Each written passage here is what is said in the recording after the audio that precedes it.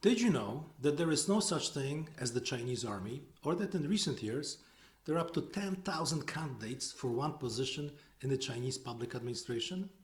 Interesting, isn't it? Today I will go through three interlinking parts of the governmental power structure in China. Let's start with the military. While China technically has no conscription, the People's Liberation Army gets enough volunteers every year, so most people apply willingly and are accepted after swearing loyalty to the Communist Party. At the same time, it is important to realize that the PLA is not the military of the Chinese state, but the armed wing of the Communist Party. Another interesting thing is that the Ministry of Defense is mainly for show and has no real power. The real power in the military structure lies with the Central Military Commission, or CMC. It is led by the Communist Party chairman Xi Jinping, making him the commander-in-chief. There are actually two CMCs, one under the party and one under the state, but they're functionally identical with the same personnel. And they control all branches of the military and decide on the doctrine, on budget, on promotion of top generals and such things. Every unit, though, at every level has a communist political officer to ensure party ideology and loyalty. This political officer is often as powerful, or more so sometimes, than the military commander. Now, to become an officer, first you have to have a strong performance in Gaokao, which is China's national college entrance exam that I'll talk about in a couple of minutes.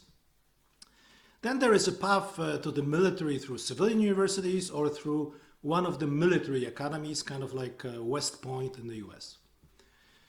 Across all levels, applicants undergo rigorous political screening about their family history, especially no ties to political dissidents or foreign governments, commitment to Communist Party values, clean criminal record and social record, of course. Joining the Communist Party or showing active interest in party ideology is a major plus. But in China, the military also means business, like commercial business. The military, of course, is involved in traditional military things, but it is also an impressive commercial enterprise that Milo Minderbinder from Catch-22 would be really proud of. Well, the last war fought by the People's Liberation Army was 46 years ago. So naturally, the military top brass did not stand around and look as China was transforming itself into an economic powerhouse. Despite some efforts among the Communist Party's top elite to curb the army's commercial activity, there are at least 10 to 12 major state-owned defense contractors that form the backbone of China's military-industrial complex. These firms, in turn, control hundreds of thousands of subsidiaries, many of which operate internationally, are publicly listed, and mask military ties with civilian-facing operations, the so-called civil-military fusion strategy. Direct military ownership is minimal on paper after the official ban in 1998, yet the military controls a big chunk of the Chinese economy and guards it fiercely against any interference from the state administration. The US has tried to identify and sanction PLA-linked firms. Recent lists include only around 50 companies explicitly identified as the communist Chinese military companies under the US law. Examples are, among them are such companies as Huawei, DJI, SMIC, many aerospace or AI firms. But that's military. Now let's look at a bit at the second part of the power structure in China, which is the state administration, where the eggheads rule. Unlike in many Western countries, where political elites often come from law, marketing, sociology, PR, or finance, China's party state leadership is largely recruited from people with technical, scientific, or economic education. Public administration is professionally trained and fiercely competitive. How do you become a member of this bureaucracy? First, you have to pass an exam, a very important exam. The Chinese examination system for civil servants, so-called Gaokao, is a communist invention, but it is lauded as having roots as far back as 6th century. The current exam system is a clear effort to duplicate the past in a yet one more amusing way to prove to the world that the communist revolution did not destroy everything in its path. Interestingly enough, the Chinese Gaokao system includes tests in logic, Chinese, mathematics, law, administration, politics, but also there are analytical essays and case studies. It requires literally years of preparation. Some compare it to a marathon. It is closely guarded against leaks. The level of security is on par with the high school diploma in Japan. According to the information from recent years, approximately 1 to 2 million candidates take the exam each year. There are about only 25 to 30,000 places. The passing rate oscillates between 1.5 and 2%. There are sometimes several hundred candidates for one place. This is less than the passing rate for Harvard or MIT. And in fact, many Chinese consider passing Gaokao to be a greater achievement and getting into an elite university. Well, it results basically in a tyranny of eggheads and translates into a pretty good administrative efficiency in areas such as excuse me, planning, infrastructure, logistics, digitalization, or industrial policy. However, it also creates a Mandarin-like system where your life and your business, no matter how big or how small, depend on the whims of bureaucrats, which is also very conducive to corruption at every level. So, what is the difference between the path of a state official and the Communist Party path? As I have mentioned, the government official goes through an open recruitment system, including written tests and interviews.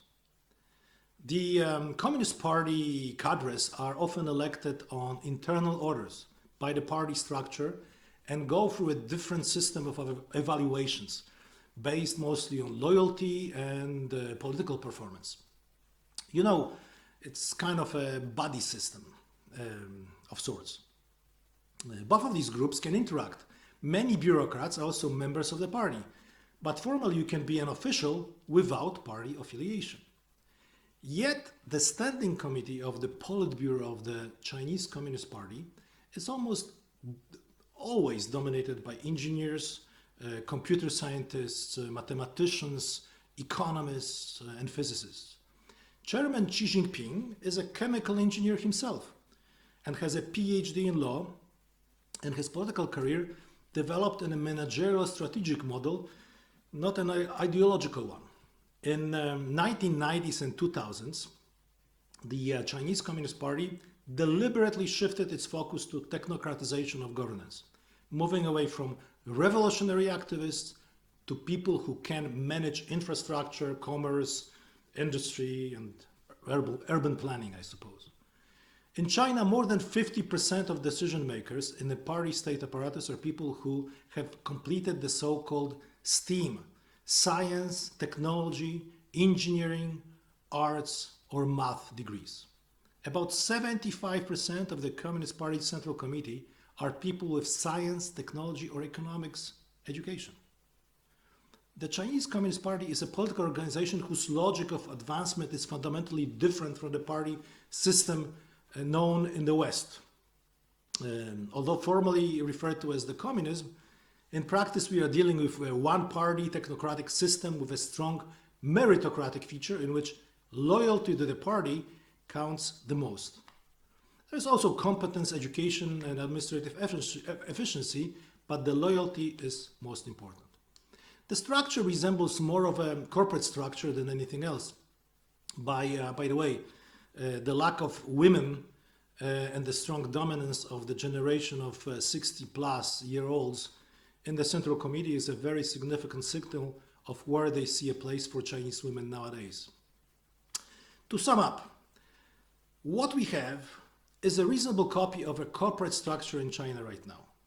The back office of this structure is managed by intelligent yet somewhat immovable and inflexible technocrats, while the front office is made up of crafty politicians in their 60s who lived, survived, and flourished after the brutal cultural revolution and the later opening to the centrally planned market economy. They're very focused on long-term targets, but one thing they can't stand is unpredictability. Hence the strictest in the world controls put on the citizens, and something that would be unheard of in the old China, which is a robust and aggressive foreign policy, especially visible nowadays in the South China Sea. One thing to remember is that present-day China is not 5,000, but barely 47 years old. The level of communist purges in the 1950s and 60s was unprecedented. Even the Stalinist terror in the Soviet Union was not as severe. China was very effectively cleansed of the past. A perfect example of that is the Forbidden City in Beijing, where there are no artifacts, just bare walls. Of course, there are various attempts at showing continuity, but that, as I have mentioned, was rather brutally severed during the Communist Revolution that viciously eliminated any vestiges and traditions of the old China. Hence, I suppose the current quest of the Chinese leadership to take over Taiwan, which is the only remaining stronghold of what is left of the old China. It is very amusing indeed that the very people who have destroyed the old order are now trying to bring it back to life to show the continuity not only of history but also culture.